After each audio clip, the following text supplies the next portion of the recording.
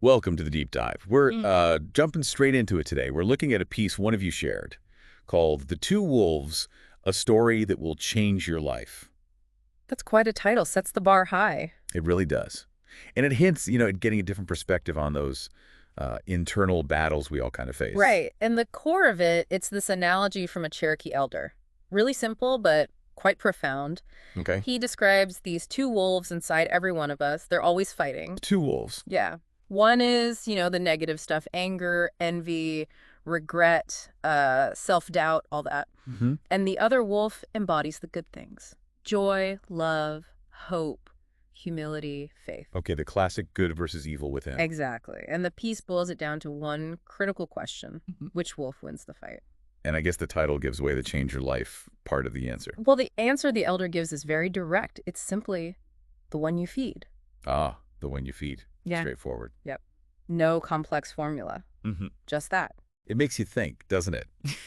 About those times you're trying to move forward, but there's that sort of nagging feeling pulling you back, that internal conflict.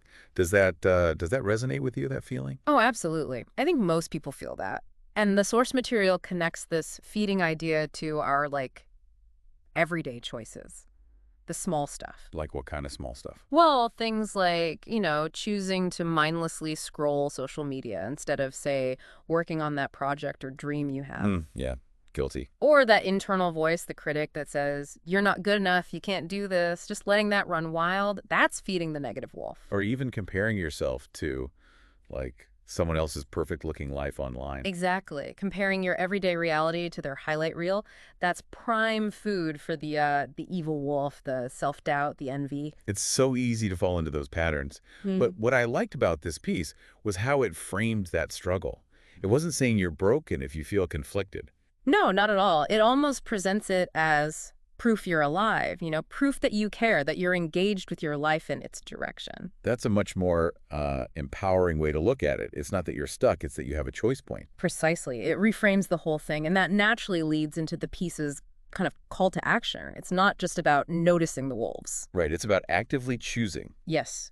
Actively deciding which one gets your energy, your focus. The piece talks about starving the wrong wolf. Starving it. How? Like cutting off its food supply. Kind of. Cutting off its oxygen, as the source puts it. So when that fear pops up, you can't do this, you consciously choose to act with courage instead. You counter it. Okay, so action is the antidote. Or when procrastination whispers, do it later, you make the choice, sometimes the hard choice, for discipline now. Those small moments, they really add up, don't they? They absolutely do. And that's the compelling message here, I think. It's about agency. Right. The life you want. It isn't just going to happen. It's built. It's built. Choice by choice. You're feeding one wolf or the other with every decision, big or small. You have that power to influence the outcome, to sort of change your own story. So let's put that question from the source directly out there to everyone listening. Which wolf are you going to feed today? It really makes you pause and reflect. It does.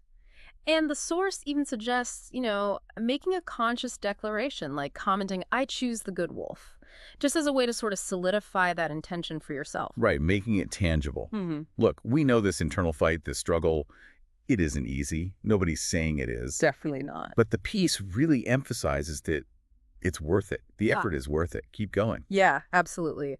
And maybe, just as a final thought to take away from this deep dive, think about your daily routine. Okay. Where are those moments, maybe subtle ones, where you're actually feeding one wolf or the other without even realizing it? And what tiny shift, what small adjustment could you make today to consciously feed the wolf that aligns with the person you aspire to be?